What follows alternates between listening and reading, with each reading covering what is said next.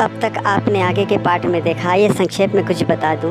महक विजय के कार से लिपट जाती है। विजय अचानक से कार रोक देता है। काल नाग आदमी के रूप में कार के सामने आ जाता है और विजय से लड़ने लगता है। काल नाग रूप में आ जाता है और विजय को डसने ही वाला होता है। महक नागिन रूप में आकर काल नाग से लड़ने लगती है। मेरे नागराज को तुम नहीं डस सकते कालनाग। लेकिन कालनाग विजय को अपने पूंछ में बांधकर ले उड़ता है। उधर रास्ते में नागराज कालनाग से लड़ने के लिए तैयार हो जाता है और दोनों में लड़ाई होती है और महक नरगिस रूप में विजय को खोजने जाती है। नरगिस विजय को तलाशने के लिए कुछ विशेष तरंगे भेजती है।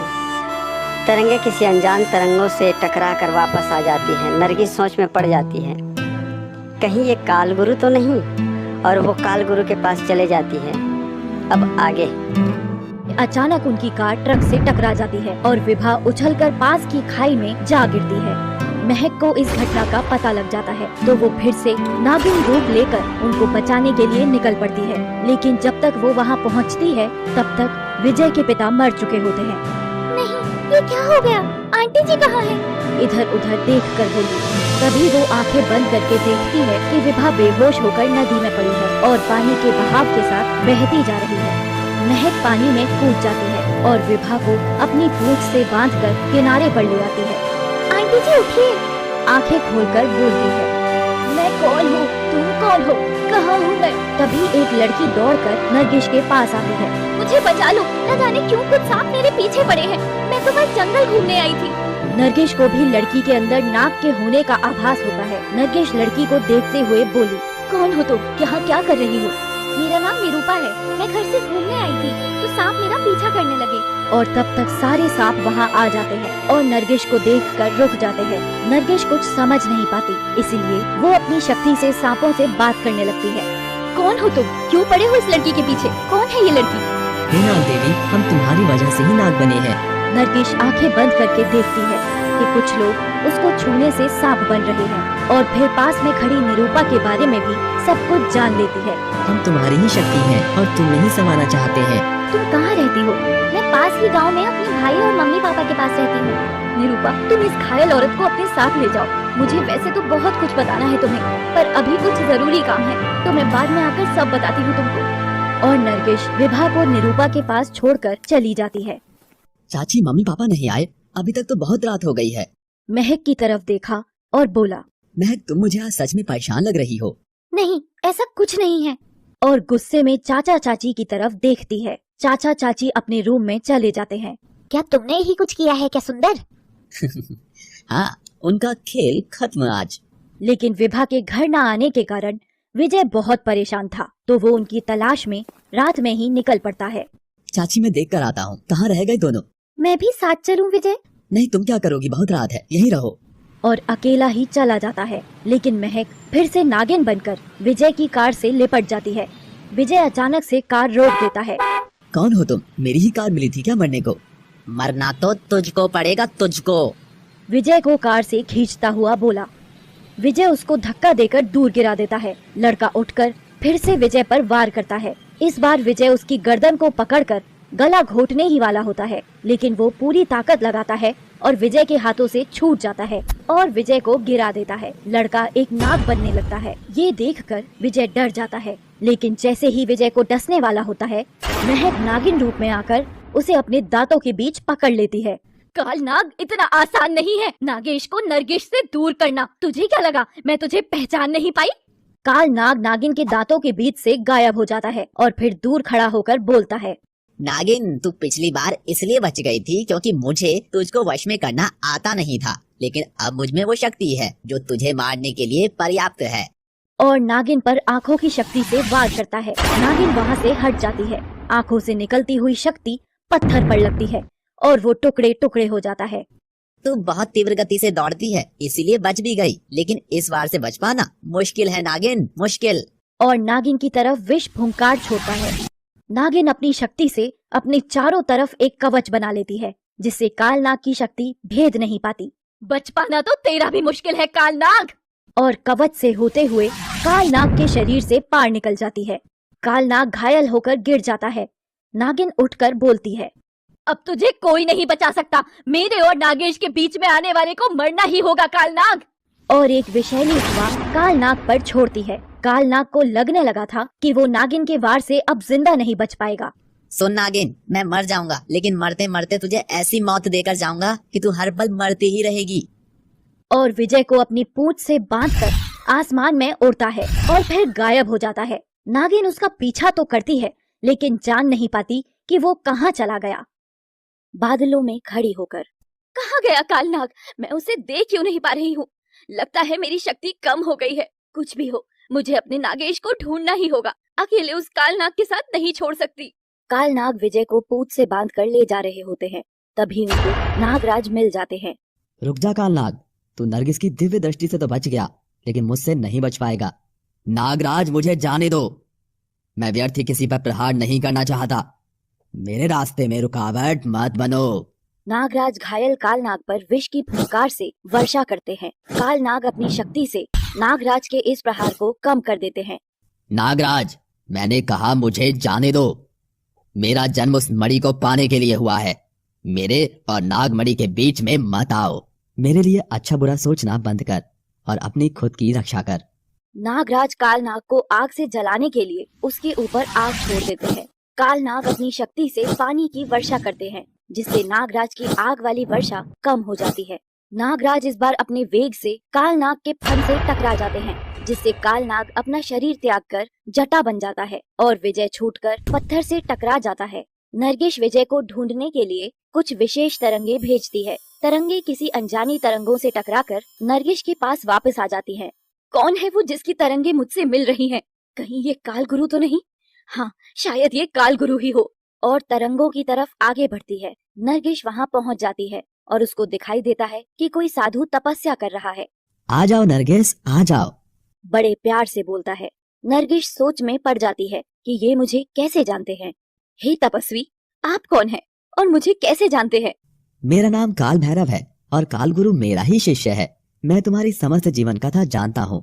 मैंने काल गुरु को बहुत समझाया, लेकिन उसने मेरी एक बात नहीं सुनी। अगर आप सब जानते ही हैं, तो मुझे बस इतना बताएं कि कालनाग मेरे नागेश को लेकर कहाँ गया होगा।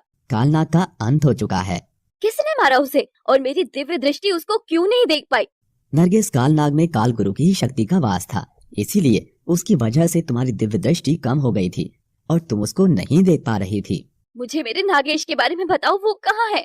नागेश को नागराज ने कालनाग से छुड़ा लिया है और वो नागलोक में ही है।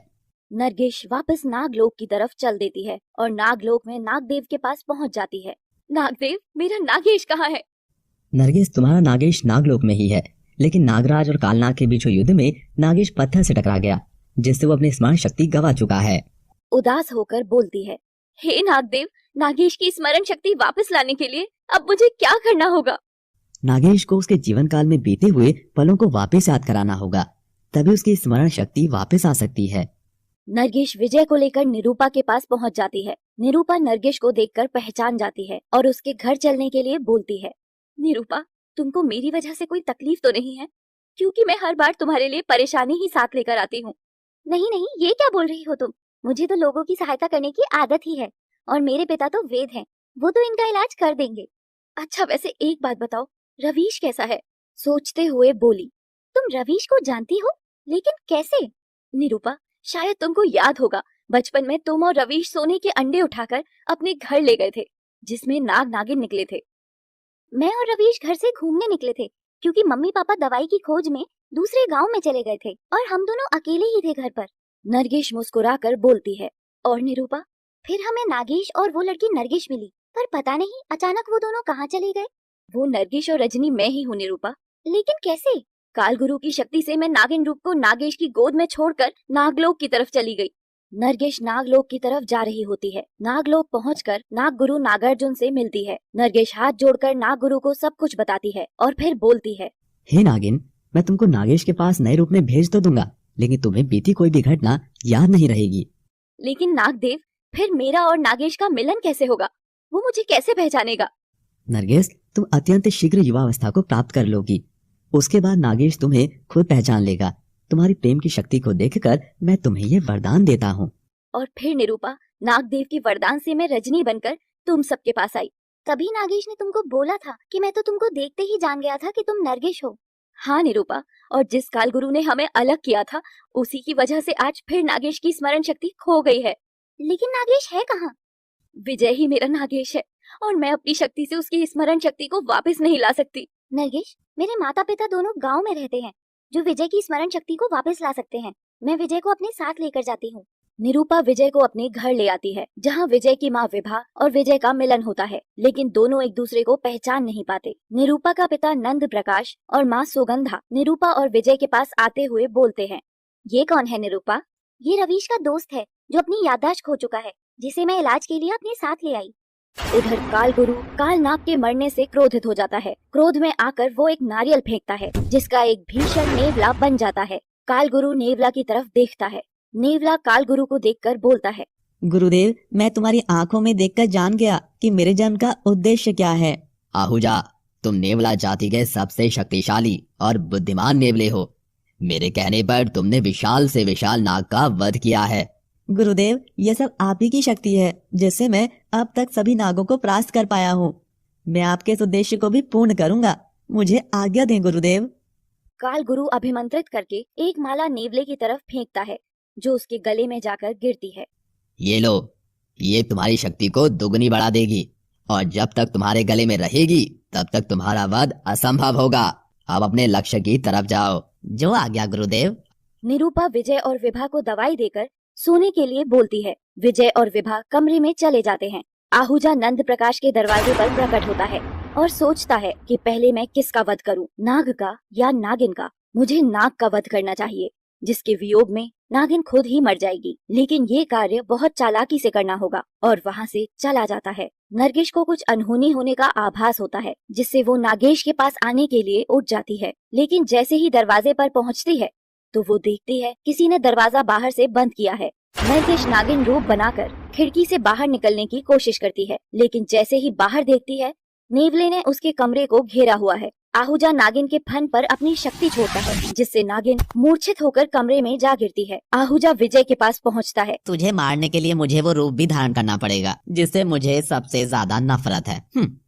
और एक नाग बन जाता है और जाकर विजय को डस लेता है।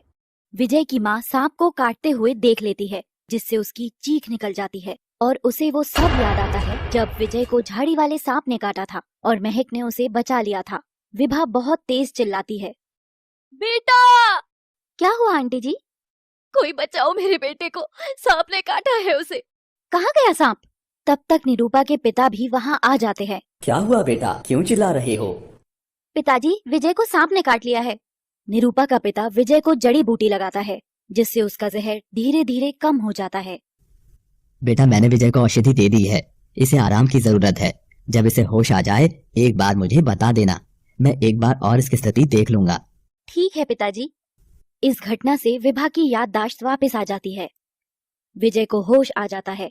वो उठने की कोशिश करता है, तभी विभा को देखकर बोलता है, क्या हुआ आपको आंटी जी, आप इतना क्यों रो रही हैं? मुझे आपको ऐसे रोते हुए देखकर बहुत तकलीफ हो रही है। बेटा, तू मुझे आंटी क्यों बोल रहा है? आंटी जी, और क्या बोलूं मैं आपको? विभा विजय को देखकर रोते रोते बोलती है, तुझे क्या हो गया बेटा? तुझे क्या हो गया? निरूपा विभा को कमरे से बाहर ले आती है और फिर उन्हें बताती है, आंटी जी, विजय किसी चीज से टकरा गया है, जिससे उसकी याददाश्त चली गई है। लेकिन मुझे लगता है इसकी याद भी आप ही की तरह वापस आ सकती है। निरूपा विजय को औषधि देकर आराम करने को बोलती है और विजय लेट जाता है। विभा को अपने पति की याद आती है। मेरा पति कहाँ है? आप ही मिली मुझे तो, वहाँ कोई और नहीं था। ये क्या बोल रही हो तुम? मुझे उन्हें ढूंढने जाना ही होगा। इन दोनों की बात विजय को सुनाई देती है और वो भी जबरदस्ती चलने की जिद करते हुए उनके साथ चल देता है। विभा फिर अपने पति को खोजने के लिए विजय और निरूपा के साथ चल देती है। उधर महक उन नेवलों से खुद को बचाने के लिए नागराज का आह्वान करती है। हे नागराज, मेरी सहायता कीजिए, मुझे इस संकट से बाहर निकालिए। नागराज को नरगिस की इस विनती का पता चलता है तो अपनी शक्ति से नेवलों को गायब कर देते हैं। महक नागराज को बोलती है, धन्यवाद नागराज। महक, तुम्हारे प्रेम की शक्ति के आगे सबको झुकना ही पड़ेगा, और आगे भी कभी मेरी सहायता की आवश्यकता हुई तो मैं सदैव उसके लिए तत्पर रहूंगा। मैं हमेशा आपकी आभारी रहूंगी नागराज। फिर महक वहाँ से निकल जाती है और रास्ते में एक मानव रूप लेकर विभा, विजय और निरूपा को मिलती है। तुम लोग इधर कहाँ जा रहे हो? विभा रोते हुए बोलती है, कुछ दिन पहले यहाँ एक एक्सीडेंट हुआ था, एक औरत और एक आदमी का। हम उनको तलाश कर रहे हैं। क्या तुम उनके बारे में कुछ जानते हो? औरत और आदमी का नहीं, बस आदमी का हुआ था, क्योंकि उसकी लाश ही मिली थी यहाँ से। कोई औरत तो नहीं थी उसके आसपास। नहीं, ये नहीं हो सकता। वो हमें छोड़कर ऐसे तो नहीं जा सकते। अब होनी को कौन टाल सकता है? जो होना है सो होकर ही रहता है। विभा ये सुनकर वहीं बेहोश हो जाती है। निरूपा भागकर एक पत्ते में पानी लेती है और विभा के ऊपर छिड़क देती है। फिर निरूपा विभा को होश में लाती है और विभा को संभालते हुए बोलती है, आंटी जी ये सुनकर मुझे भी बहुत दुख हुआ, लेकिन भगवान के आगे किसकी चलती है। चलिए अब घर वापस चलो। नहीं, मैं कितनी अभागन हूँ, आखिरी बार अपने पति को देख भी नहीं पाई। ये तो सब भगवान की मर्जी थी आंटी जी, अब आपको विजय के लिए जीना होगा। विभा रोते रोते बोलती है, निरूपा, हमारे लिए इतना सब करने के लिए धन्यवाद बेटा, लेकिन अब मुझे अपने बेटे को घर लेकर जाना है। विभा विजय को लेकर घर की तरफ चलने लगती है। महक भी नागिन रूप बनाकर उनके पीछे पीछे ही चलने लगती है। आहूजा अपनी शक्ति को ऐसे शक्तिहीन होते देखकर डर जाता है और बोलता है, कौन है मेरी शक्ति को जो ललकार रहा है, मेरे लक्ष्य में बाधा बन रहा है? तभी आहूजा के पास किसी की शक्ति के दिव्य संकेत आते हैं। आहूजा मानव रूप बनाकर आंखें बंद करके बैठ जाता है और आने वाले संकेत को सुनता है। आहूजा, मैं काल गुरु हूँ, मेरी बात सुनो ध्यान से। तुम नागिन पर इतनी आसानी से विजय प्राप्त नहीं कर सकते, क्योंकि अब उसके साथ देव शक्ति भी है। जिसने तुम्हारी शक्ति को कम किया वो नागराज की शक्ति थी। अब तुम एक मानव रूप बनाकर नागिन के साथ ही रहो और मौका पाते ही उस लड़के को मार देना। जो आज्ञा गुरुदेव। आहूजा एक पंडित का रूप बनाकर विभा के घर चला जाता है। आलाख निरंजन, माई भिक्षा दो। रेखा भिक्षा देने के लिए आती है, लेकिन जैसे ही उसके पास पहुंचती है तो आहूजा बोल पड़ता है, रुको, क्या हुआ पंडित जी? नागिन का वास है इस घर पर और तुम पर भी। लेकिन मैंने तो आज तक कोई नागिन देखी ही नहीं है यहाँ। तुम्हारी बच्ची ने जहर वाला खाना खाया और वो फिर भी जीवित रही, बस उस नागिन की वजह से। वो अभी तुम्हारा कुछ बुरा नहीं कर रही, लेकिन जल्द ही तुम सबको मार देगी वो। रेखा जहर वाली बात सुनकर डर जाती है और बोलती है, पंडित जी तुमको कैसे पता है ये सब? मैं सब कुछ जानता हूँ बालिके, और तुम्हारी इच्छा के बारे में भी। लेकिन महाराज तुम ये बात किसी को मत बताना। मैं नहीं बताऊंगा। देखो, तुमको ये जायदाद चाहिए और मुझे वो नागिन, तो मैं हम दोनों का काम कर दूंगा, लेकिन उसके लिए तुमको कोई कीमत चुकानी पड़ेगी। कैसी कीमत? डरो मत, कोई धन दौलत नहीं मांग रहा हूँ। तो क्या चाहिए आपको? मुझे उसके लिए यहाँ रहना होगा, तुम्हारे घर पर ही। ठीक है, तुम कल आ जाना, मैं सबको बोल दूंगी कि तुम हमारे दूर के रिश्तेदार हो। तब तक विभा और विजय वहां आ जाते हैं और महक भी अपने कमरे से निकलकर आ रही होती है। लेकिन जैसे ही आहूजा को वहां देखती है तो उसे पहचान लेती है और रुक जाती है। रेखा विभा को बोलती है, दीदी ये मेरे चाचा का लड़का श्रीकांत है, कुछ काम से यहाँ आया था तो मैंने बोला कि कुछ दिन हमारे यहाँ ही रुक जाए। ठीक है रेखा, इनके रहने का इंतजाम करो। दीदी वो तो मैंने रात को ही कर दिया था जब मुझे पता चला कि ये आएंगे। महक को दूर खड़ा देख श्रीकांत बोलता है, ये कन्या कौन है और इतनी दूर क्यों खड़ी है? ये हमारे परिवार की ऐसी मेहमान है जो यहीं बस गई। नहीं नहीं, रेखा तो बस मजाक करती है। ये महक है, हमारी मेहमान थी पहले, पर अब परिवार के सदस्य जैसी ही है।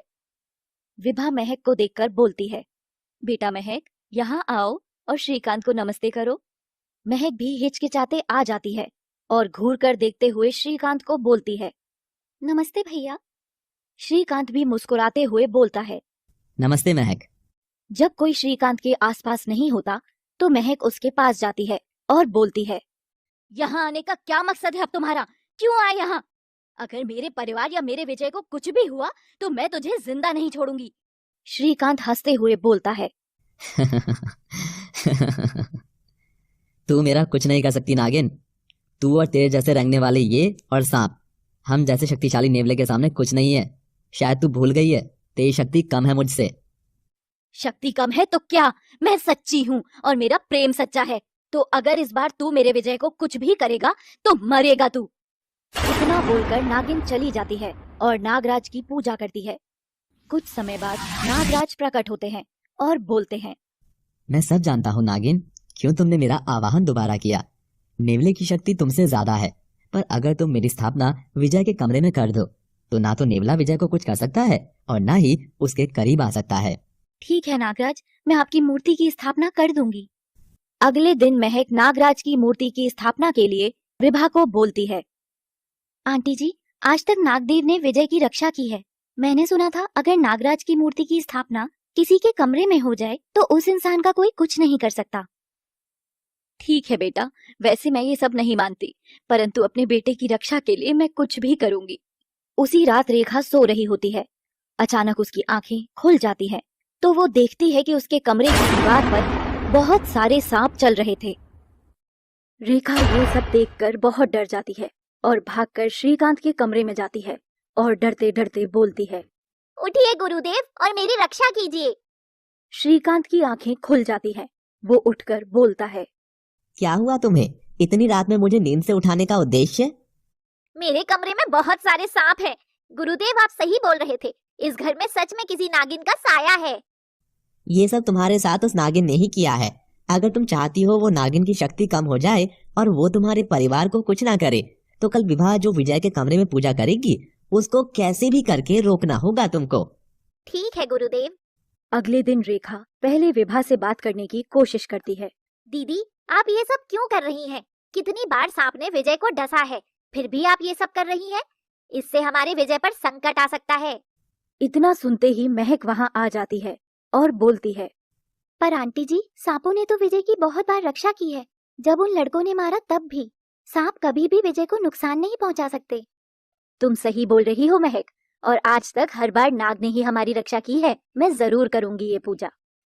कुछ देर बाद रेखा के बहुत मना करने के बावजूद विभा विजय के कमरे में मूर्ति की स्थापना कर देती है, जिसको देखकर रेखा गुस्से में श्रीकांत के पास जाती है। मुझे माफ कीजिए गुरुदेव, मैंने बहुत कोशिश की पर दीदी ने मेरी एक बात नहीं सुनी। मूर्ख औरत, तेरी बेवकूफी से आज मेरा बना बनाया खेल खराब हो गया। विभा श्रीकांत को पूजा में शामिल करने के लिए बुलाती है और वो विजय के कमरे की तरफ जाने की कोशिश करता है, परंतु जैसे ही वो कमरे के पास पहुंचता है, विजय के कमरे में बने नागराज की मूर्ति का कवच उसको दूर भेज देता है। सब लोग श्रीकांत को गिरा देखकर भाग कर जाते हैं। क्या हुआ श्रीकांत आपको? कुछ नहीं, शायद मैं फिसल गया। पर भैया, वहाँ तो कोई भी ऐसी चीज नहीं थी जिससे आप फिसल जाएं। महक, हो सकता है तुमको ना दिखाई दी हो। श्रीकांत गुस्से में वहाँ से अपने कमरे में चला जाता है। रेखा उसके कमरे में उसे बुलाने के लिए जाती है। आप बाहर क्यों नहीं आ रहे गुरुदेव? आप ठीक तो है ना? हाँ, ठीक हूँ, बस मेरी तबीयत थोड़ी खराब है। मैं थोड़ा आराम करना चाहता हूँ। रेखा वहाँ से चली जाती है। अगली सुबह श्रीकांत नंदिनी की चाय में जहर डालता है, जिससे नंदिनी बेहोश हो जाती है और श्रीकांत सारा इल्जाम महक पर डाल देता है। ये लड़की मनहूस है आपके घर के लिए, इसकी वजह से ही नंदिनी बेहोश हो गई। महक, मैं हाथ जोड़ती हूँ तेरे सामने, मेरी बच्ची को बख्श दे। जिस घर ने तुझे शरण दी है, तू इसी घर के लोगों को मारना चाहती है। नहीं आंटी जी, ये झूठ है। मैंने कभी इस घर का बुरा नहीं चाहा। मैं नागराज की मूर्ति की कसम खाकर बोलती हूँ। महक मूर्ति की कसम खा लेती है। विभा भी महक पर विश्वास करती है और नागराज की मूर्ति के सामने दिया जलाकर बोलती है, नागराज, आपको इस घर में स्थापित करने वाली महक ही है। आज उसको आपकी कृपा की जरूरत है, उसकी सहायता करें। महक नंदिनी की तरफ देखती है। उसको जहर का पता चल जाता है। फिर महक अपनी नजरों से नंदिनी के शरीर से जहर निकाल देती है और नंदिनी को होश आ जाता है। नंदिनी, तुम ठीक हो? हाँ माँ, मैं बिल्कुल ठीक हूँ। देखा रेखा, नागराज की वजह से आज नंदिनी बिल्कुल ठीक है। तुम बेवजह हमेशा ही महक पर शक करती रहती हो। रेखा कुछ नहीं बोलती और वहाँ से चली जाती है और मन ही मन बोलती है, मुझे जल्द ही कुछ ना कुछ करना ही होगा, वरना मैं अपनी बेटी को खो दूंगी इन लोगों की वजह से। महक विजय के पास आती है। अब तुम कैसे हो विजय?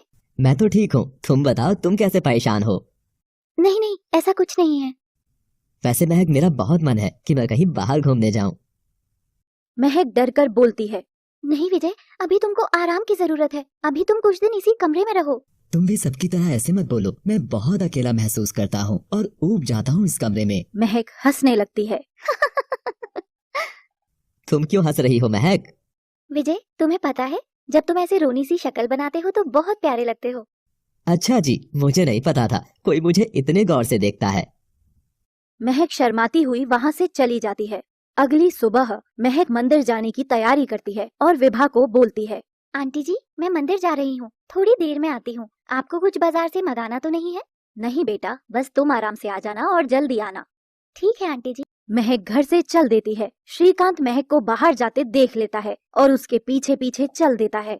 महक को आभास हो जाता है कि श्रीकांत उसके पीछे आ रहा है, पर वो रुकती नहीं, चलती रहती है और कुछ समय बाद मंदिर से पूजा करके बाहर आ जाती है। श्रीकांत एक पेड़ के पीछे छिपा हुआ था। अचानक महक उसकी नजरों से ओझल हो जाती है। कहाँ गई ये नागिन? अचानक कहाँ गायब हो गई? श्रीकांत जैसे ही बोलकर पीछे मुड़ता है, महक उसके पीछे ही खड़ी होती है। श्रीकांत अचानक उसे देखकर डर जाता है। महक हंसते हुए बोलती है, क्या हुआ श्रीकांत, एक नागिन से डर गया? वैसे तो इतना शक्तिशाली नेवला बने फिरता है। आहूजा डरेगा, वो भी एक तुच्छ सी नागिन से। दिन में सपने मत देख नागिन। सपने मैं नहीं देख रही, तू देखता है मुझे और मेरे विजय को मारने के। श्रीकांत हंसते हुए, नागिन, तेरा विजय तो मरेगा मेरे ही हाथों से, और सिर्फ वो ही नहीं, उसका पूरा परिवार। महक को गुस्सा आ जाता है और वो नागिन रूप में आ जाती है और श्रीकांत को अपनी पूंछ से जकड़ लेती है। श्रीकांत तुरंत नेवला बन जाता है और नागिन की पूंछ से निकल जाता है। महक और श्रीकांत दोनों वापस इंसानी रूप में आ जाते हैं। दुष्ट नेवले, मेरे विजय और उसके परिवार का कुछ नहीं कर पाएगा तू।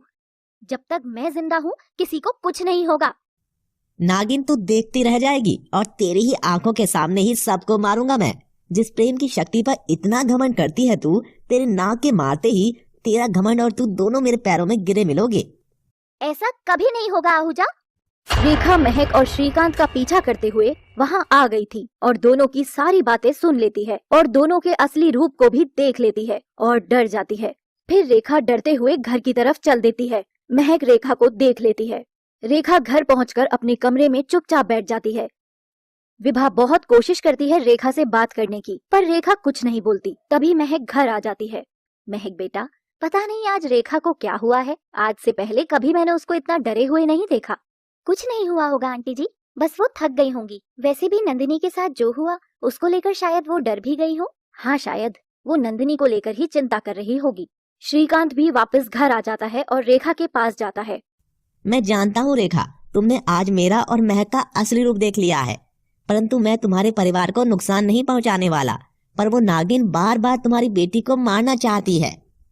ऐसा ना बोले गुरुदेव, आप जो भी बोलेंगे मैं करूंगी। बस उस नागिन को इस घर और बेटी की जिंदगी से दूर करें। अब मैं उसका मनहूस साया अपनी बेटी पर नहीं पड़ने दूंगी। ठीक है, बस तुम मेरी सहायता करो। श्रीकांत ये बोलकर रेखा के कमरे से चला जाता है। अगले दिन रेखा और श्रीकांत विजय को कमरे से बाहर लाने के लिए घूमने का प्लान करते हैं और सबके सामने रेखा बोलती है, दीदी, मैं सोच रही थी कि विजय कुछ दिन से घर से बाहर नहीं गया और हम सबके लिए भी कुछ अलग माहौल हो जाएगा। चाची जी, आपने बहुत अच्छा सोचा। मेरा भी बहुत मन था बाहर जाने का। ठीक है, अगर तुम सबको यही सही लगता है तो चलो तैयारी करो चलने की। महक फिर से डर जाती है और विजय को मना करती है जाने के लिए। विजय, अभी तुम्हारी तबीयत ठीक नहीं है, तुम मत जाओ बाहर। महक, तुम बिना बात के जिद कर रही हो। तुम सब लोग मेरे साथ हो तो मुझे कुछ नहीं होगा। अगर कुछ हुआ भी तो हमेशा के लिए तुम हो ना, मुझे बचाने के लिए। और हंसने लगता है। विजय, ये मजाक का समय नहीं है, समझो मेरी बात को। महक, तुम जाकर तैयार हो जाओ, थोड़ी देर में चलेंगे हम सब। महक बहुत कोशिश करती है विजय को रोकने की, पर विजय नहीं सुनता और कुछ समय बाद सब लोग घूमने के लिए बस से निकल जाते हैं। अचानक सामने से ट्रक आ जाता है और गाड़ी पुल पर लटक जाती है। सब डर जाते हैं और डर के मारे आंखें बंद कर लेते हैं। श्रीकांत मन ही मन महक को बोलता है, नागिन अब कैसे बचाएगी अपने परिवार को। महक सबको अपनी शक्ति से मूर्छित कर देती है और फिर खिड़की से नागिन रूप में निकल जाती है और एक विशाल नागिन में बदल जाती है। फिर अपनी पूंछ से बस को खाई में गिरने से बचाने की कोशिश करती है और वो कामयाब भी हो जाती है। फिर महक सबको घर लेकर आती है। सबको होश आ जाता है। फिर सब महक और श्रीकांत से पूछते हैं कि हम सब कैसे बचे। मुझे कुछ भी नहीं पता, मैं भी बेहोश हो गई थी, पता नहीं कैसे। जब मुझे होश आया हम सब अपने घर में सही सलामत थे और मैं आप सबको जगाने की कोशिश में ही लगी हूँ तब से। विभा श्रीकांत से पूछती है, क्या आपको इस बारे में कुछ पता है श्रीकांत? नहीं, मुझे भी कुछ नहीं पता। मुझे लगता है आंटी जी ये सब नागराज ने किया है, हमेशा की तरह हम सबको बचा लिया। सब लोग नागराज की मूर्ति के सामने जाते हैं और हाथ जोड़कर प्रार्थना करते हैं और धन्यवाद भी देते हैं। अगली सुबह महक नहाकर सिर पर तौलिया लपेटे हुए बाथरूम से बाहर आती है। फिर तौलिया हाथ में लेकर बालों को झटकती है। तभी विजय पीछे से आ जाता है और कुछ पानी की बूंदें विजय के ऊपर गिर जाती हैं। मुस्कुराकर बोलता है, महक की मूर्ति मुझे छूकर कुछ हलचल कर रही है। तुम्हें ऐसे देखकर लगता है बस ऐसे ही देखता रहूं। अच्छा जी, ऐसे ही देखते रहोगे तो तुम बहक सकते हो। इस नूर को देखकर कोई भी बहक सकता है। महक शर्माते हुए अपनी पलकों को झुका लेती है और जैसे ही आगे बढ़ती है उसका पैर पानी से फिसल जाता है। महक गिरने ही वाली होती है, तभी विजय महक को पकड़ लेता है। इतनी आसानी से गिरने नहीं दूंगा मैं तुमको। कब तक? जब तक मैं जिंदा हूँ। महक संभल कर बोलती है, विजय, कभी किसी को देखकर तुम्हारी धड़कनें तेज हुई हैं? खुद पर काबू खोने लगा हो, बस मन करे उसका हो जाऊं या उसको अपना बना लूं। हाँ, मेरे साथ हमेशा ऐसा होता है, किसी को देखकर। महक गुस्से में पूछती है, किसको देखकर? कौन है वो? विजय महक को पकड़कर अपने पास खींच लेता है। हमेशा जवाब देना जरूरी नहीं होता, कुछ सवालों के जवाब खुद आंखों से ढूंढने पड़ते हैं मेम साहब। मुझे तो इन आंखों में बस मैं ही दिख रही हूँ। अभी बस आंखें ही देखी है तुमने, कभी तुम्हारे पास होने पर मेरी धड़कन कितनी तेज हो जाती है ये सुनना। कितना झूठ बोलते हो तुम। वैसे आज क्या हो गया तुमको? कैसी बहकी बहकी बातें कर रहे हो? विजय कुछ नहीं बोलता और महक को गले लगा लेता है और बोलता है, महक, मेरा मन करता है इस पल को बस कहीं नहीं जाने दूं। तो रोक लो इस पल को विजय, बहुत सुकून है इस पल में।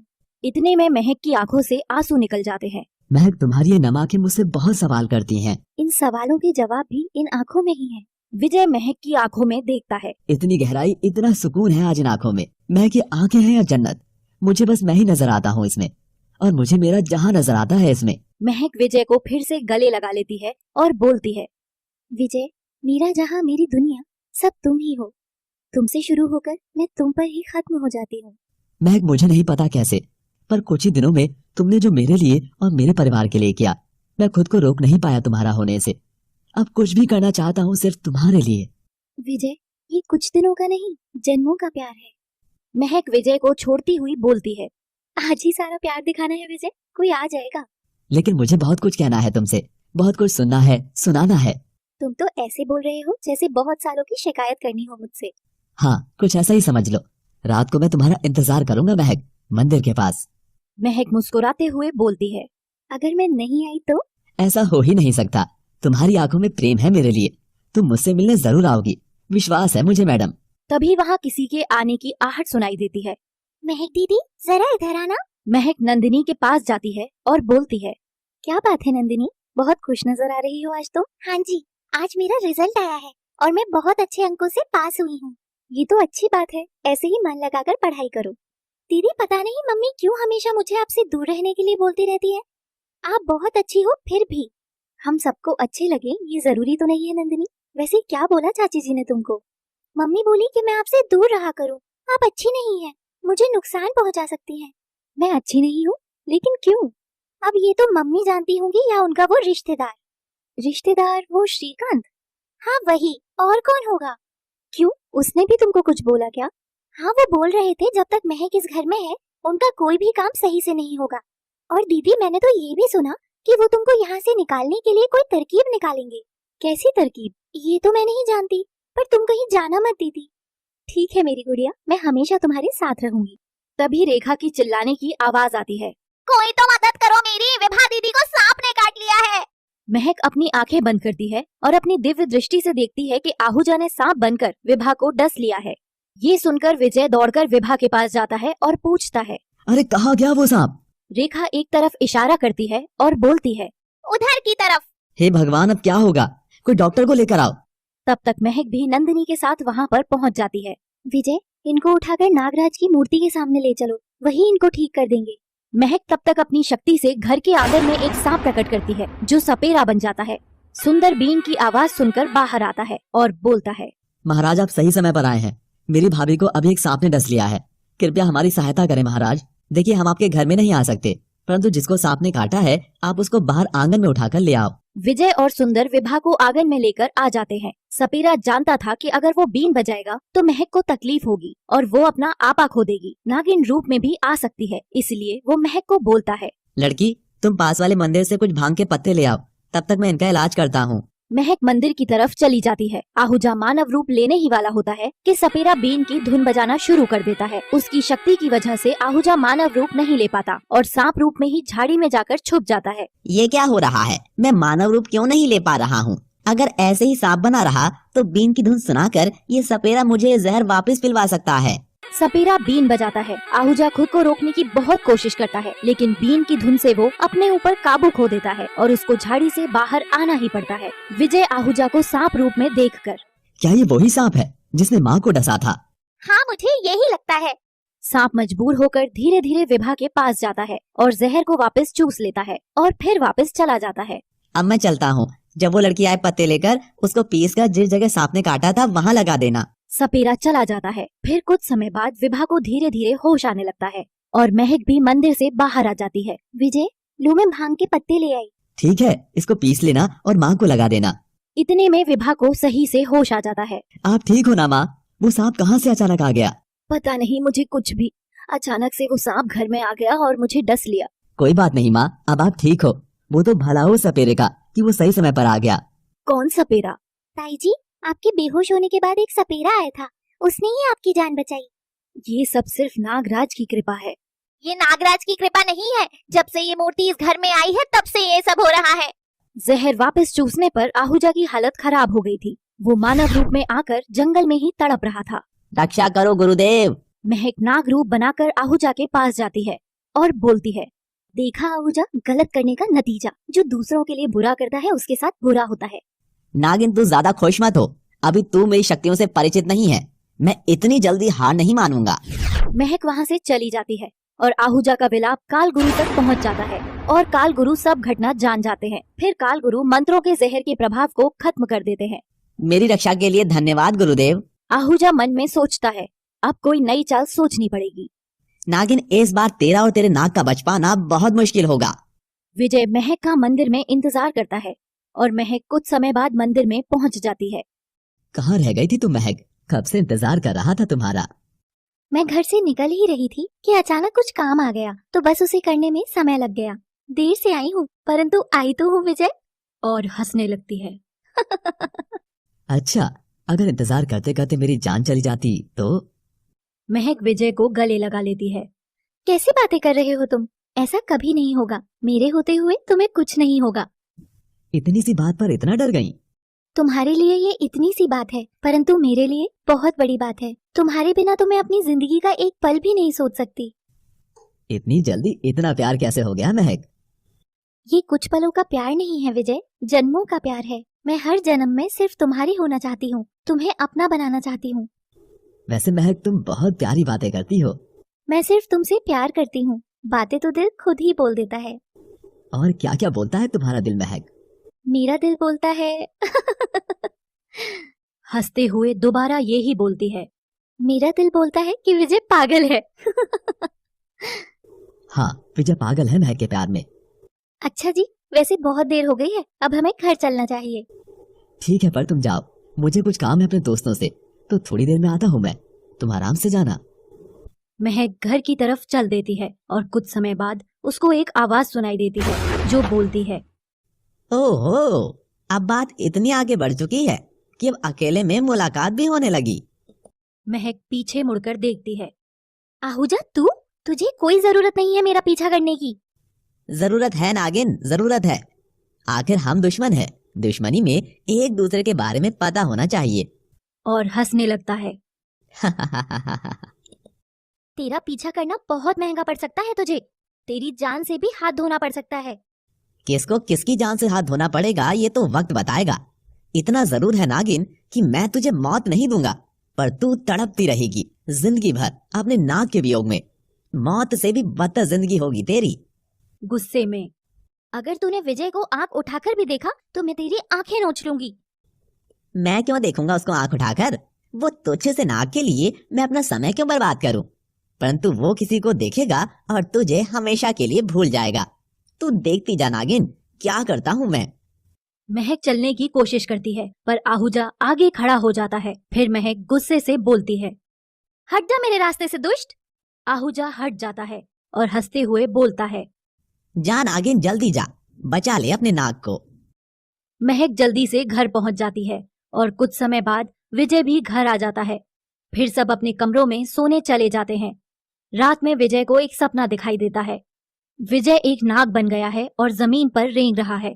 कुछ समय बाद एक नागिन उसके पास आती है और देखते ही देखते वो एक लड़की बन जाती है। तुम कौन हो? मैं सांप कैसे बना?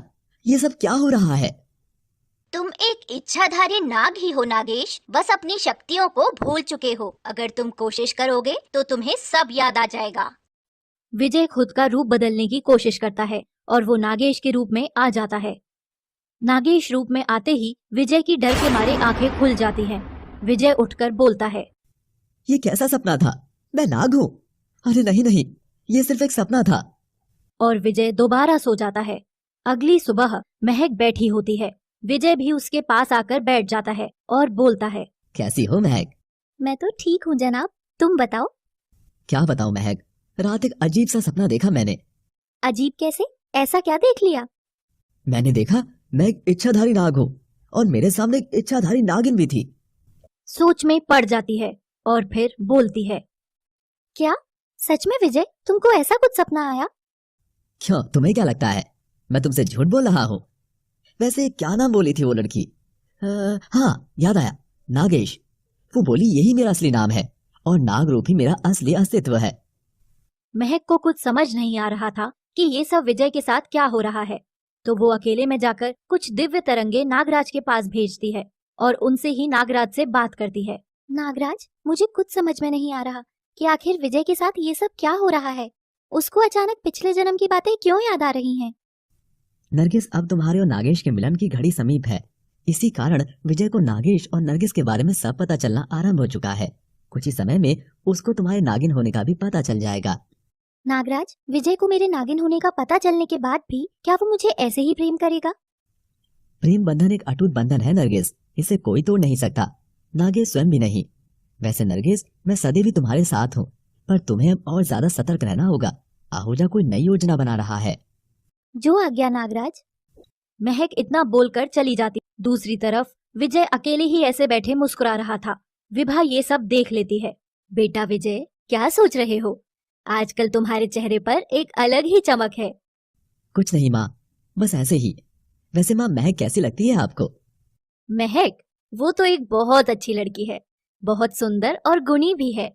वैसे तुम अचानक उसके बारे में क्यों पूछ रहे हो? कुछ नहीं माँ, बस ऐसे ही। और विजय शर्माने लगता है। विभा को भी अपने बेटे के मन में चल रहे प्रेम भाव समझ आ जाते हैं। वैसे मैं सोच रही हूँ, अगर तुम्हें कोई आपत्ति ना हो तो तुम्हारी शादी महक से करवा दूं। क्या सच्ची माँ? फिर अपनी भावना पर काबू करके विजय मना कर देता है। नहीं नहीं माँ, ऐसी कोई बात नहीं है। ये शादी उफ, अभी नहीं। ठीक है, तो मैं किसी और लायक लड़के को तलाश करती हूँ महक के लिए। विजय तुरंत बोल देता है, नहीं नहीं, ये मैं नहीं होने दूंगा। बेटा, एक माँ से अपने बच्चे के मन की कोई भी बात छुप नहीं पाती। विजय शर्माते हुए वहाँ से उठकर चला जाता है। फिर विभा भी महक के पास आ जाती है और बोलती है, महक, मुझे कुछ बात करनी है तुमसे। जी आंटी जी, बोलिए। आज बहुत दिनों बाद मैंने विजय को इतना खुश देखा, तो मैं सोच रही थी कि जिस वजह से वो इतना खुश है, उस वजह को हमेशा के लिए उसके पास ले आऊं। ये तो अच्छी बात है आंटी जी, किसी की इच्छा पूर्ण करना अच्छी बात होती है। पर उसकी इच्छा के लिए तुम्हारी हाँ की भी जरूरत है। महक विभा की बातों को समझ जाती है और शर्माने लगती है। महक, क्या तुम मेरे बेटे विजय से शादी करोगी? अगर तुम्हें वो पसंद हो तो मैं तुम्हें अपनी बहू बनाना चाहती हूँ। महक नीचे सिर करके बोलती है, आंटी जी, जो भी आपको सही लगे। विभा ये बात घर में सबको बताती है और सब राजी हो जाते हैं। फिर रेखा ये बात श्रीकांत को जाकर बताती है। क्या तुमको पता है, विभा दीदी विजय और उस नागिन महक की शादी करवा रही हैं? वो नागिन और उसके नाग का मिलन नहीं हो सकता। कुछ कर मूर्ख औरत। हाँ, तुमसे तो कुछ होता नहीं है, मैं ही करूं। वैसे भी इस घर में मेरी सुनता ही कौन है। तुम ही करो जो करना है। ठीक है, मैं ही कर लूंगा जो करना है। और गुस्से से चला जाता है। जैसे ही वो बाहर जाता है तभी वो देखता है कि विजय सीढ़ियों से नीचे आ रहा था। तभी श्रीकांत अपनी शक्तियों से विजय को गिरा देता है, जिससे विजय ऊपर से नीचे सीढ़ियों पर लुढ़कते हुए आता है। विजय को ऐसे घायल जमीन पर देखकर महक विजय का सिर गोद में रख लेती है और गुस्से से श्रीकांत पर अपनी आंखों की शक्ति छोड़ती है, जिससे श्रीकांत दूर जा गिरता है। क्या हुआ महक? उसकी तरफ आते हुए बोली और विजय को महक की गोद में लेटा हुआ देखकर डर जाती है। विभा रोते हुए बोलती है, क्या हुआ मेरे बेटे को? इतनी चोट विजय के सर पर कैसे आई? सीढ़ियों से उतरते वक्त शायद इनका पैर फिसल गया। जब तक मैं यहाँ पहुँची तब तक बहुत घायल हो चुके थे ये। सुंदर डॉक्टर को लेकर आता है और कुछ समय बाद विजय को होश आ जाता है। कैसा है मेरा लाल? मैं ठीक हूँ माँ। महक, नंदिनी, माँ, आप सब मत रो, मैं ठीक हूँ। आप सब चिंता मत कीजिए।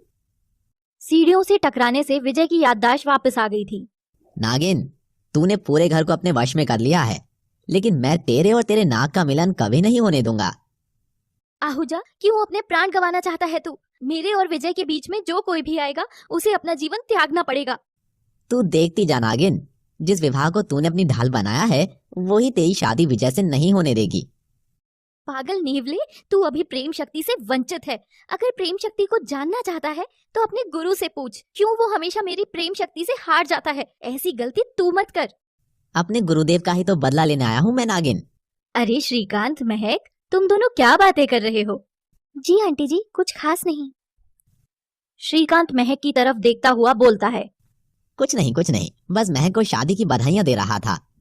महक वहाँ से चली जाती है। फिर श्रीकांत विभा से बोलता है, तुम मुझ पर विश्वास नहीं करती हो, परंतु मेरी शक्ति कहती है इस घर पर नागिन का वास है। श्रीकांत, शुभ बातें किया करो। आज इतने समय बाद मेरे घर में खुशियां लौट आई हैं और तुम अशुभ बातें कर रहे हो। आज नहीं तो कल तुम्हारे सामने सच आएगा ही आएगा। और श्रीकांत वहाँ से चला जाता है। आधी रात में विभा को प्यास लगती है और वो पानी पीने बाहर जाती है। तभी उसे एहसास होता है जैसे कोई बाहर है और बाहर देखते हुए बोलती है, ये महक इतनी रात में कहाँ जा रही है? विभा इतना ही बोलती है कि महक अचानक अपने नागिन रूप में आ जाती है और रेंगते हुए चली जाती है। नहीं, ये नहीं हो सकता। और दौड़कर महक के कमरे में जाती है। महक को अपने बिस्तर पर लेटा हुआ देखकर विभा बोलती है, महक तो यहाँ सो रही है, फिर जो मैंने देखा वो क्या था? महक विभा को देख लेती है, इसलिए विभा के कमरे में जाने से पहले महक वहाँ चली जाती है। विभा दोबारा बाहर जाती है देखने के लिए। तभी महक दोबारा नागिन रूप लेकर बाहर जाती है और पहले नागिन फिर निर्ला बनती है और कुछ ही क्षण में श्रीकांत का रूप ले लेती है। अच्छा, तो ये श्रीकांत था, मतलब कि ये मानव नहीं है। इसने ही मुझे डसा था और अब महक का रूप धारण करके मुझे भ्रमित कर रहा था। विभा अपने कमरे में चली जाती है।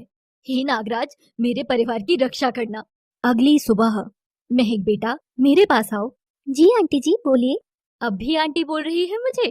अब तू मेरे होने वाली बहू है, तो अब विजय की तरह माँ बोला कर मुझे। तभी श्रीकांत उसके पास आ जाता है और विभा डर जाती है, लेकिन होश संभाल कर महक को बोलती है, बेटा श्रीकांत के लिए भी चाय ले आओ। रात अपनी आंखों से सब सच देख लिया। ये कोई लड़की नहीं है, नागिन है, नागिन। बदला लेने आई है तुम्हारे घर। हाँ, कल रात सब सच का पता चल गया है मुझे कि कौन क्या है। अब बहुत दिन हो गए तुम्हें यहाँ आए, मुझे लगता है अब तुम्हें अपने घर जाना चाहिए। श्रीकांत गुस्से से बोलता है, पागल औरत, सिर्फ मैं ही तुझे और तेरे परिवार को इस नागिन से बचा सकता हूँ और तू मुझे ही जाने को बोल रही है। महक नागिन नहीं है, तू पाखंडी है। जब रात मैंने तुझे महक के रूप में देखा, एक पल के लिए मैं भी तेरी बात में आ गई थी, पर जब वापस बाहर आई तो तुझे तेरे असली रूप में देख लिया था मैंने। इतने में ही रेखा वहाँ आ जाती है। रेखा, तूने झूठ बोला मुझसे कि ये तेरा रिश्तेदार है, ये तो एक बहरूपिया है। रेखा डर जाती है। दीदी वो।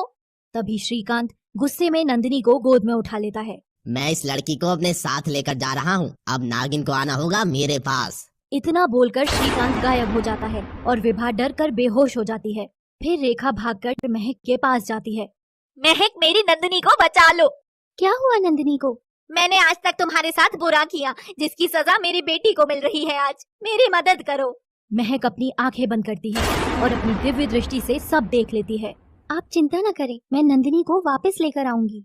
महक आहूजा का पीछा करती है और दौड़ते दौड़ते नागिन बन जाती है। महक आहूजा के पास पहुंच जाती है और उसको अपनी पूंछ में जकड़ लेती है, जिससे नंदिनी छूट जाती है। महक आहूजा को जमीन पर पटकती है। आहूजा महक की पकड़ से आजाद होते ही नेवला रूप ले लेता है।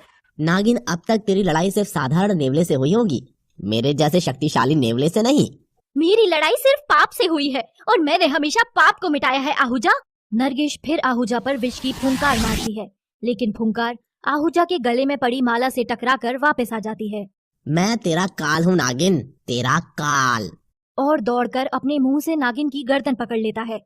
नागिन नेवले को चारों तरफ से जकड़ने लगती है, जिससे उसका दम घुटने लगता है और वो नागिन की गर्दन छोड़ देता है। मुझे मारना इतना आसान नहीं है नागिन। पाप कितना भी शक्तिशाली क्यों ना हो, आखिर में उसे मिटना ही पड़ता है आहूजा। आहूजा नागिन पर आग छोड़ता है। फिर नरगिस भी अपनी आंखों से आग छोड़ती है, जिसके कारण नेवले की आग कम हो जाती है। नागिन फिर अपनी शक्ति नेवले पर छोड़ती है, किंतु वो माला में समा जाती है। नागिन समझ जाती है कि जब तक माला आहूजा के गले में पड़ी रहेगी उसको मारना असंभव है। नरगिस एक विशाल नागिन में बदल जाती है और इससे पहले आहूजा कुछ समझ पाता, वो अपनी पूंछ से पकड़कर उल्टा लटका देती है, जिससे उसकी माला गिरकर पत्थर से टकरा जाती है। अब तेरा अंत भी निकट है आहूजा, और नेवले को एक पत्थर पर पटक पटक कर मारती है। आहूजा फिर मानव रूप लेकर तड़पने लगता है गुरुदेव, गुरुदेव। और कुछ ही क्षण में अपना दम तोड़ देता है। काल गुरु के पास रखा नारियल किसी बम की तरह फट जाता है। नहीं, आहूजा नहीं मर सकता, उसके प्राण लेने की ताकत किसी में नहीं है। नागिन, तुमने मेरे हर प्रयास को विफल किया है, लेकिन अब काल गुरु तुझसे तेरे किए का बदला लेगा। मैं आ रहा हूँ नागिन। नरगिस नंदिनी को उठाकर घर की तरफ चल देती है। महक रूप बनाकर नरगिस रेखा के पास पहुंच जाती है। रेखा नंदिनी को गोद में बिठाकर चूमती है और बोलती है, तू ठीक है मेरी गुड़िया। विभा को होश आ जाता है। नंदिनी बेटा, तुम ठीक हो? मैं ठीक हूँ ताई जी। ये कैसी अनहोनी घटना घटी हमारे घर में, कैसे विश्वास करूं इसका। दीदी, महक ने हमारी नंदिनी को उस बहरूपिये से बचाया है। लेकिन कैसे? सब नागराज की कृपा है। तभी एक आवाज आती है, नागराज नहीं, ये तेरा किया धरा है। महक पीछे मुड़कर देखती है और बोलती है, तू यहाँ भी आ गया कालगुरु?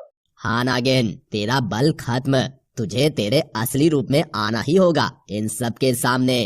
कालगुरु, तू ये मत भूल, तू आज भी गलत कर रहा है। सच्चे प्रेम की शक्ति से तू पहले भी हारा है। मैं एक पतिव्रता नारी हूँ, अपने प्रेमी के लिए कुछ भी करूँगी। पतिव्रता, वो भी एक नागिन? कौन हो तुम? क्यों मेरी बच्ची को परेशान कर रहे हो? ये कोई बच्ची नहीं है, एक इच्छाधारी नागिन है जो तेरे कुल को खत्म करने आई है। झूठ मत बोलो कालगुरु, मैं सिर्फ अपने नागेश के लिए आई हूँ। हाँ, और तेरी वजह से इसके बेटे को आज मरना होगा इसे। मेरे नागेश को कुछ करने की कोशिश भी मत करना कालगुरु। ये नागेश कौन है और महक क्या सच्चाई है, मुझे बताओ। ये तुम्हें कुछ क्षण में पता चल जाएगा कि कौन क्या है, और तेरा विजय इसका नागेश है। काल गुरु अपनी शक्ति से महक के चारों ओर एक आग का गोला बनाता है। तभी विजय वहाँ आ जाता है। क्या हो रहा है यहाँ? ये कौन है? तेरा और तेरी नागिन का काल हूँ मैं। कौन नागिन? पाखंडी, तू चला जा यहाँ से और मेरी महक को छोड़ दे। चला जाऊंगा, पर या तो तेरे प्राण देकर या नागमणि लेकर। हा हा हा हा हा हा। काल गुरु विजय पर वार करता है, परंतु उसका वार विफल हो जाता है। एक साधारण मानव मेरे वार को सहन नहीं कर सकता, तूने कैसे कर लिया? तभी नागराज की आवाज आती है। क्योंकि नागेश को सब याद आ गया, उसके बारे में, उसके असली रूप के बारे में, और उसकी समस्त शक्तियाँ वापस आ गई हैं। अच्छा, तो तू है नागराज जो इनकी मदद कर रहा है, लेकिन तू भी आज मेरे कहर से इनको नहीं बचा सकता। काल गुरु फिर से विजय पर वार करता है। विजय अपने नागेश रूप में आ जाता है और वार को अपने सीने पर सहन कर लेता है।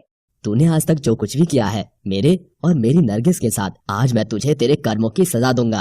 काल गुरु हंसते हुए, हा हा हा हा हा हा, छोटा मुंह और बड़ी बात अच्छी नहीं लगती, इच्छाधारी नाग। काल गुरु फिर से नागेश पर अपनी शक्ति से वार करता है, जिससे इस बार नागेश घायल होकर जमीन पर गिर जाता है। नागेश को जमीन पर गिरा देखकर महक को गुस्सा आ जाता है और वो अपने नरगिस रूप में आ जाती है। फिर अपनी शक्ति से नागेश को ठीक करती है। मेरे होते हुए तू मेरे नागेश का कुछ नहीं कर सकता पाखंडी। ठीक है, तो पहले तुझे ही खत्म कर देता हूँ। काल गुरु अपनी शक्ति नरगिस की तरफ छोड़ देता है, परंतु नागेश उठकर उसको अपने ऊपर ले लेता है और दूर जा गिरता है। नरगिस के क्रोध की सीमा पार हो जाती है और वो एक विशाल नागिन के रूप में बदल जाती है। नरगिस काल गुरु के आग के बंधन को अपनी शक्ति से खत्म कर देती है। मुझे लगा था कि तू एक सिद्ध तपस्वी है, बस कुछ भटक गया है, इसलिए तुझे जीने का एक और अवसर प्रदान किया था, किंतु तू उसके काबिल नहीं है। मैं किस काबिल हूँ नागिन, ये तुझे मेरी शक्तियाँ बताएंगी। काल गुरु नरगिस की तरफ एक शक्ति का गोला फेंकता है, फिर नागिन भी उसकी तरफ वैसा ही गोला फेंक देती है, जिससे एक भीषण विस्फोट होता है और काल गुरु उस धुएं में गायब हो जाता है। इस विस्फोट से पूरा नागलोक हिल जाता है। ये कैसा विस्फोट था नागराज, जिससे नागलोक हिल गया? ये एक प्रेम शक्ति का पाप की शक्ति से टकराव था। नरगिस का कालगुरु से ये युद्ध अत्यंत ही प्रलयकारी हो सकता है। नरगिस की अगर हार होती है तो सारा नागलोक कालगुरु के अधीन हो जाएगा। लेकिन कैसे नागराज? क्योंकि नरगिस की प्रेम शक्ति से प्रभावित होकर मैं खुद उसके शरीर में विराजमान हूँ। उसकी पराजय मेरी पराजय है। कालगुरु ये बात भली भांति जानता है, इसीलिए वो उस पर अधिक शक्तिशाली शस्त्रों का प्रयोग नहीं कर रहा है। नागराज, फिर कालगुरु को पराजित करने का कोई उपाय तो होगा? एक उपाय है।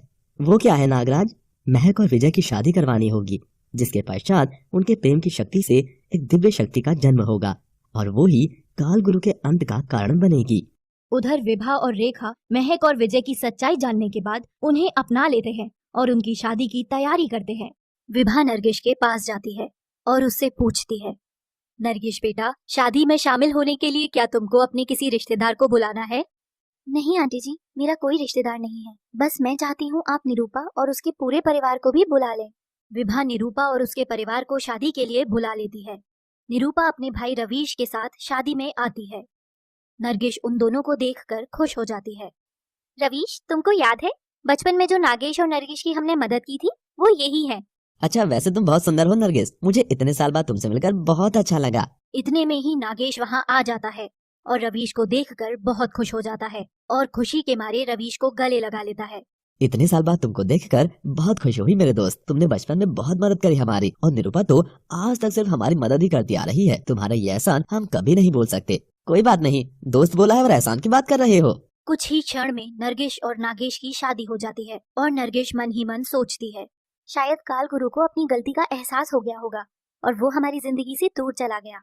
ऐसे ही खुशी खुशी एक साल बीत जाता है और ना तो कालगुरु ना ही उसका कोई शिष्य नरगिस और नागेश की खुशी में दखल देने आया। नरगिस और नागेश को एक बहुत ही प्यारी बेटी होती है, जिसका नाम वो काव्या रखते हैं। सब पुरानी बातें भूलकर अपनी जिंदगी राजी खुशी जी रहे थे। शादी के बाद पहली बार नरगिस नागेश के साथ दिवाली की तैयारी करती है। नरगिस पूरे घर को दियों से सजा देती है। शाम को विभा सबको पूजा के लिए बुलाती है। नरगिस और नागेश मिलकर आरती करते हैं। नरगिस लक्ष्मी पूजा करती है और आरती गाती है। ओम जय लक्ष्मी माता, मैया जय लक्ष्मी माता, तुमको निश दिन सेवत, मैया जी को निश दिन सेवत, हरि विष्णु धाता। ओम जय लक्ष्मी माता, ओम जय लक्ष्मी माता। और फिर पूरा परिवार पटाखे चलाता है। नरगिस बहुत डरती है पटाखों से, क्योंकि इससे पहले उसने कभी पटाखे नहीं जलाए थे। नागेश नरगिस को फुलझड़ी देता है। पूरा परिवार खुश होता है। नरगिस फिर काव्या को लेकर घर में अंदर चली जाती है और उसे कमरे में अकेला छोड़कर उसके लिए दूध लेने चली जाती है। पर जब वो वापस आती है तो उसकी बेटी काव्या गायब होती है। नरगिस रोने लगती है और नागेश को बुलाती है। नागेश, नागेश इधर आओ, हमारी बच्ची। क्या हुआ हमारी बच्ची को? नागेश बिस्तर पर देखता है तो काव्या वहाँ नहीं थी। नागेश बोलता है, नरगिस देखो, घर में ही होगी किसी के पास। नरगिस और नागेश पूरे घर में बच्ची को ढूंढते हैं पर वो नहीं मिलती। तभी नरगिस गुस्से में बोलती है, नागेश, मुझे लगता है काल गुरु वापस आ गया है, वो ही हमारी बेटी को लेकर गया होगा। नरगिस, नागेश और बाकी घर वाले नागराज की पूजा करते हैं और तभी उन्हें नागराज बताते हैं, तुम्हारा अंदाजा बिल्कुल सही है नरगिस, तुम्हारी बेटी को काल गुरु ही लेकर गया है, पर वो तुम्हारी बेटी को साथ लेकर नहीं गया, बल्कि अपने काल को साथ लेकर गया है। पर नागराज, मेरी बेटी अभी बहुत छोटी है, वो एक साधारण इंसान है, वो काल गुरु का काल कैसे बनेगी? नरगिस, भले ही तुम्हारी बेटी छोटी है अभी और अभी एक साधारण इंसान ही है, किंतु उसके माता पिता एक शक्तिशाली नाग नागिन है, जिसके कारण वो एक दिव्य बच्ची है और 18 वर्षों के बाद उसमें भी वो सब शक्तियाँ आ जाएंगी। पर नागराज, अभी मेरी बेटी कहाँ है? तुम काली पहाड़ी के शिव मंदिर जाओ और वहाँ शिव की आराधना करो, उससे तुम्हारा शत्रु खुद विवश हो जाएगा और तुम्हारे सामने खुद प्रकट हो जाएगा। नरगिस और विजय काली पहाड़ी पर पहुंच जाते हैं और शिव की आराधना शुरू कर देते हैं। पर काल गुरु की कोई जानकारी नहीं मिल रही थी, जिससे हताश होकर नरगिस अपना सिर शिव मूर्ति के चरणों में मारने लगती है। कुछ समय बाद काल गुरु काव्या के साथ वहाँ प्रकट हो जाता है। ये कैसी शक्ति थी जो मुझे यहाँ प्रकट कर दिया? ये देवों के देव महादेव की शक्ति है, जिसके सामने तेरे जैसे पाखंडी का कोई छल कपट काम नहीं करेगा। कालगुरु नरगिस और नागेश को अपनी शक्ति से बने एक दिव्य गोले में बंद कर देता है, जिससे नरगिस और नागेश छूटने की बहुत कोशिश करते हैं, किंतु छूट नहीं पाते। बहुत कोशिश के बाद भी वो उसे भेद नहीं पाते। तब नरगिस नागराज से मदद मांगती है और उनकी मदद के लिए नागराज एक बहुत छोटा सा नाग रूप बनाकर गोले में प्रकट होते हैं। नागराज पाप के विरुद्ध मेरी सहायता करे। नरगिस, कालगुरु को हराने का सिर्फ एकमात्र उपाय है। वो क्या है नागराज? मैं अपनी समस्त शक्ति तुमको प्रदान करता हूँ, किंतु कालगुरु का अंत तुम्हारी बेटी के हाथों ही संभव होगा। नागराज अपनी शक्ति नरगिस को प्रदान करते हैं और गायब हो जाते हैं। नरगिस गोले को भेद कर बाहर आ जाती है और गुस्से से कालगुरु को बोलती है, कालगुरु, आज तेरा काल तुझे मेरे समीप ले आया है। काल तो आज तेरा और तेरे नाग का आया है। नरगिस क्रोध से भरकर एक विष फुंकार कालगुरु की तरफ छोड़ती है। इतनी शक्ति से फुंकार, मेरे पाँव जमीन से उखाड़ रही है। ये कोई मामूली शक्ति नहीं हो सकती। नरगिस, मुझे पता है तुझ में देव शक्ति ने प्रवेश किया है, लेकिन आज तुझे कोई नहीं बचा सकता। फिर कालगुरु अपनी शक्ति से नरगिस की तरफ अग्नि छोड़ता है, परंतु नरगिस उस पर जल वर्षा छोड़ देती है, जिससे अग्नि कम हो जाती है। उसके बाद कालगुरु तेज हवाओं का बवंडर नरगिस की तरफ छोड़ता है, जिससे नरगिस काव्या के पास जाकर गिरती है। काव्या डर के मारे रोने लगती है। नरगिस उसे गोद में उठा लेती है। बस बहुत खेल खेल लिया तेरे साथ नागिन, अब और नहीं। कालगुरु अपनी समस्त शक्ति से बने इस दिव्य त्रिशूल को प्रकट करता है। ले संभाल मेरे आखिरी वार को। कालगुरु वो त्रिशूल नरगिस की तरफ फेंकता है, परंतु वो त्रिशूल नरगिस के पास आकर रुक जाता है। काव्या नरगिस की गोद में थी। वो तपस्या से प्राप्त त्रिशूल किसी बच्चे की मौत का कारण नहीं बन सकता था। काव्या उस त्रिशूल की नोक को छू लेती है। अपने ऊपर त्रिशूल का प्रभाव न होते देख नरगिस वो त्रिशूल कालगुरु की तरफ फेंक देती है, जिससे कालगुरु का सिर और धड़ अलग अलग जाकर गिरते हैं। कालगुरु के मरने से नागेश भी मुक्त हो जाता है। दोनों एक दूसरे को गले लगाते हैं और नरगिस बोलती है, नागेश, हमें काव्या का स्पर्श एक बार नागमणि से करवाना होगा, जिससे वो इसकी आगे जाकर रक्षा कर सके। नागेश शिव की मूर्ति के पास जाकर नागमणि को प्रकट करता है और काव्या का स्पर्श उससे करवाता है। नागेश, अब इसे सुरक्षित नागलोक भेज दो, ताकि इसका कोई गलत उपयोग न कर सके। नागेश जैसे ही नागमणि को दोबारा स्पर्श करने वाला होता है, तभी अचानक एक गोली चलने की आवाज आती है और वो गोली नागेश को लग जाती है। नरगिस जैसे ही पीछे मुड़कर देखती है, वो बोलती है, रवीश, तुम? नरगिस गुस्से से रवीश की तरफ बढ़ती है। तभी रवीश दूसरी गोली चला देता है और नागमणि उठाकर भाग जाता है। नरगिस भी घायल हो जाती है और नागेश के पास जाकर गिरती है। नागेश, नागेश। तब तक नागेश अपने प्राण त्याग चुका होता है और विभा भी वहाँ आ जाती है और रोते रोते नरगिस के पास बैठ जाती है। विभा काव्या को गोद में बिठा लेती है। मम्मी जी, मुझसे वादा करिए, आप मेरी बेटी को भी उतना ही प्यार देंगी जितना मुझे दिया है। आज से इसकी सब कुछ आप हैं, इसकी माँ बाप सब कुछ आप हैं। 18 वर्ष बाद इसमें वो समस्त शक्ति आ जाएगी जो मुझ में और नागेश में थी, और ये अपने माता पिता की मौत का इंतकाम रवीश से जरूर लेगी। नरगिस इतना बोलकर अपने प्राण त्याग देती है। जैसा कि पिछले सीजन में दिखाया गया था कि नरगिस और नागेश की मौत हो गई थी और उनका खूनी था रवीश, जो कि उन्हें मारकर उनसे नागमणि लेकर भाग गया था। और मरते समय नरगिस अपनी बेटी काव्या को अपनी सास विभा को सौंप गई थी। अब आगे काव्या की दादी विभा ने आसपास के हॉस्टल या पीजी में रहने वाले बच्चों के लिए टिफिन बना बनाकर काव्या को पढ़ाया था। और जैसे जैसे काव्या बड़ी हो रही थी, वह भी अपनी दादी का हाथ बटाया करती थी। साथ ही वो अपने से छोटे बच्चों को ट्यूशन भी पढ़ा दिया करती थी। बहुत ही मेहनत और लगन के साथ उसने इसी साल अपना हाई स्कूल पास किया था, और वो भी बहुत ही अच्छे नंबरों से। एक दिन दादी पोती दोनों कमरे में बैठी हुई थी। तभी काव्या अपनी दादी के गले में दोनों हाथ डालकर झूलते हुए बोली, दादी, 2 महीने बाद तो मेरा हैप्पी वाला बर्थडे आने वाला है। आप मुझे क्या तोहफा देंगी? बेटा, तुझे देने के लिए है ही क्या, मैं तो बस तुझे आशीर्वाद ही दे सकती हूँ। तभी उन्हें याद आया कि मरते समय नरगिस ने कहा था कि काव्या के 18 साल होने पर उसमें उसके माता पिता की सारी शक्तियाँ आ जाएंगी और वो उनकी मौत का बदला जरूर लेगी। लेकिन उन्होंने ये बात उसे नहीं बताई और सामने बोली, भगवान तुझे खुद ही ऐसा तोहफा भेजने वाले हैं जिसकी तूने कभी कल्पना भी नहीं की होगी मेरी लाडो। क्या दादी? कुछ भी तो नहीं लाडो, चल खाना खा ले, फिर तुझे कॉलेज में एडमिशन के लिए भी तो जाना है। काव्या अब केवल वही तो थी जो अपने माता पिता के मरने के बाद अपनी दादी का आखिरी सहारा थी। काव्या खाना खाकर कॉलेज के लिए निकल गई। जैसे ही वो कॉलेज पहुंची तो उसने गेट पर कुछ लड़कों का ग्रुप देखा जो कि वहां से गुजरती हुई लड़कियों पर छींटाकशी कर रहे थे। जब काव्या वहां से निकलने लगी तो उनमें से एक लड़के ने उसका रास्ता रोक लिया बड़ी जल्दी में हो बुलबुल, हमसे जरा मुलाकात तो करती जाओ। मैं तुम जैसे लोगों के मुंह नहीं लगती। तभी उन लड़कों का बॉस, जिसका नाम राज था और उसकी तरफ पीठ करके खड़ा हुआ था, उसकी तरफ मुड़ गया। तो किस तरह के लोगों के लगती हो, हम वैसे ही बन जाते हैं, क्यों भाइयों? कहते हुए राज ने आगे बढ़कर उसे किस करने की कोशिश की, तो काव्या ने गुस्से में उसे एक चांटा मार दिया, जिसकी वजह से राज के गाल पर उसकी 5 उंगलियां छप गईं और वहां मौजूद सभी लोग हंसने लगे। चारों तरफ से सबके हंसने की आवाजें आ रही थी। जो लोग उसे उसकी अमीरी की वजह से सामने से कुछ नहीं कह पाते थे, वो सब आज बहुत खुश थे। अपनी औकात में रहो मिस्टर, औकात तो तेरी तुझे मैं दिखाऊंगा। कहकर राज वहां से चला गया और पीछे पीछे उसका ग्रुप भी चला गया। काव्या ने अपना एडमिशन फॉर्म भरकर सबमिट कर दिया। 2 दिन बाद काव्या अपने मोबाइल पर एक मैसेज देखकर खुशी से झूम उठी और अपनी दादी को दिखाने लगी। दादी देखो ये क्या आया है। क्या है काव्या, ऐसे बता देना, देख मैं अभी खाना बना रही हूँ। मुझे एडमिशन मिल गया दादी। अरे वाह बेटा, ये तो बहुत ही खुशी की बात है। अगले दिन से ही काव्या ने कॉलेज जाना शुरू कर दिया। शुरू के 2-3 दिन तक तो सब कुछ नॉर्मल ही था, लेकिन फिर आया शरारतों का अंबार और राज छोटे से ब्रेक के बाद फिर से कॉलेज आना शुरू हो गया था। आते ही उसने काव्या को निशाना बनाया। राज काव्या का सीनियर था। यूं तो वो इंटेलिजेंट था, लेकिन घर वालों के लाड़ प्यार और गलत संगत में शरारती भी हो गया था। हे हवा हवाई, इधर आ, अपना इंट्रो दे। काव्या मासूमियत से, लेकिन मुझे इंट्रो देना नहीं आता। ओए, मैडम को इंट्रो देना सिखा। उस लड़के ने अपना पूरा इंट्रो दे दिया। चल अब तू बता। काव्या ज्यादा टेंशन नहीं लेना चाहती थी, इसलिए उसने अपना इंट्रो दे दिया और वहाँ से जाने लगी। कहाँ चली? मैंने जाने के लिए बोला था क्या? वो मेरी क्लास स्टार्ट होने वाली है ना, तो क्लास को छोड़, क्लास तो आज तेरी यहीं लगेगी। लेकिन इम्पोर्टेंट लेक्चर है, मिस हो जाएगा। Important lecture? चल फिर तो मैं लेक्चरर को यहीं बुला देता हूँ।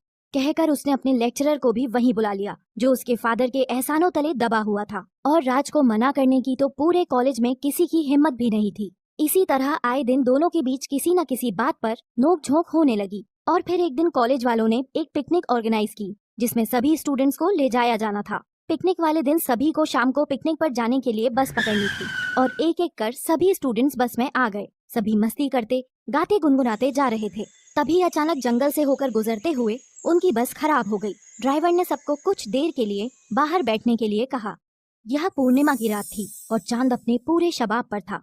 सब लोग बस से उतर चुके थे।